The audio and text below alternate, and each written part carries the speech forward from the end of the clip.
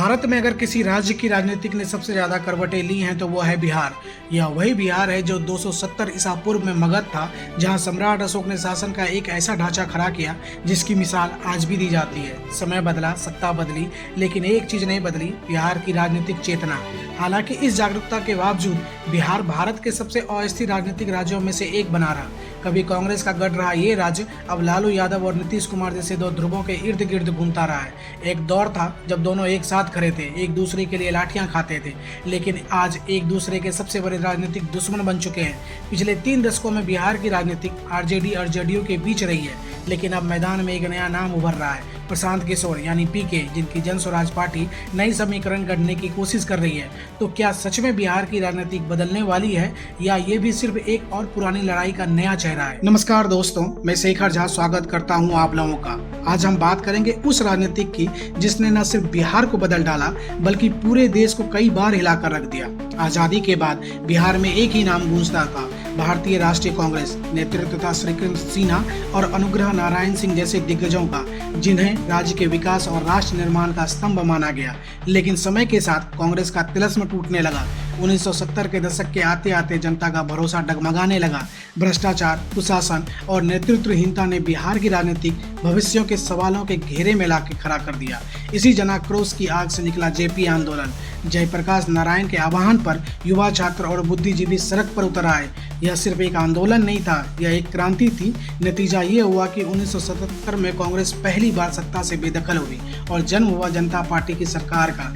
यह बिहार में कांग्रेस के एक छत्र राज को मिली पहली असली चुनौती थी। 90 का दशक आते आते बिहार में एक नया नाम उभरा, लालू प्रसाद यादव। मंडल आयोग की सिफारिशें और सामाजिक न्याय के नारे के साथ लालू ने पिछड़ी जातियों, दलितों और अल्पसंख्यकों को सत्ता का हिस्सा बनाया। जहां एक तरफ उनके समर्थकों ने उन्हें मसीहा कहा, वहीं विरोधियों ने उनके शासन को बताया जंगल राज। सत्ता की भाषा अब बदल चुकी थी, सामाजिक समीकरण ही अब राजनीति की नई धुरी बन गए थे। और फिर आया साल 2005। नीतीश कुमार ने एनडीए के समर्थन से सत्ता संभाली, सुशासन का वादा किया गया और जनता को उम्मीद मिली कि बिहार अब जंगल राज से निकलकर विकास की ओर बढ़ेगा। उनके राज में बातें हुई, सड़कें बनी, स्कूल खुले, खासकर महिलाओं की शिक्षा पर जोर दिया गया, कानूनी व्यवस्था को सुधारने के प्रयास दिखे। कहा गया कि बिहार अब पहचान की राजनीतिक से विकास की राजनीतिक की ओर बढ़ रहा है। कम से कम बयानबाजी में तो जरूर दिखा। अब आते हैं 2010 और 2020 के बीच का दशक। बिहार की राजनीतिक में एक नया मोड़ लेकर आया।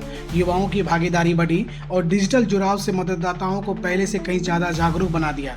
इसी बीच मंच पर उतरे कुछ नए चेहरे। चिराग पासवान, जो खुद को अपने पिता रामविलास पासवान की राजनीतिक विरासत का वारिस मानते हैं। तेजस्वी यादव, जो मंडल राजनीति को नई पीढ़ी के मुद्दे से जोड़ने की कोशिश कर रहे हैं। और यहाँ तक कि AIMIM जैसे बाहरी दल जो अपने सीमित क्षेत्र में नई समीकरण बना रहे हैं। हाल के वर्षों में ही बिहार की राजनीतिक में सबसे बड़ा ट्रेंड रहा अप्रत्याशी गठबंधन।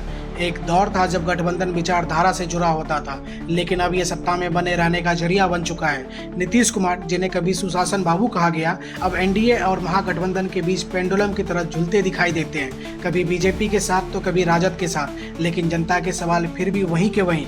इन बदलते समीकरणों ने बिहार के राजनीतिक अस्थिरता के एक नए युग में धकेल दिया है। बिहार का राजनीतिक इतिहास सिर्फ सरकार बनाने या गिराने का नहीं रहा, बल्कि पूरे भारत की राजनीतिक को दिशा देने वाला रहा है। 1974 में जयप्रकाश नारायण का संपूर्ण क्रांति आंदोलन, लालू यादव का उदय और सामाजिक न्याय का नारा, नीतीश कुमार की सुशासन बाबू वाली छवि, भाजपा के एंट्री और जमीनी पकड़। पर इन सब के बीच बिहार जातीय समीकरण की एक भूल भुलैया भी बन गया है, जहां नेता बदलते रहे पर मुद्दे वही रहे। हर चुनाव में वादे बदलते हैं, लेकिन जनता की हालत वही रहती है। बिहार से सबसे ज्यादा पलायन होता है, शिक्षा व्यवस्था चरमरा रही है, स्वास्थ्य के नाम पर प्राथमिक केंद्र भी नहीं है।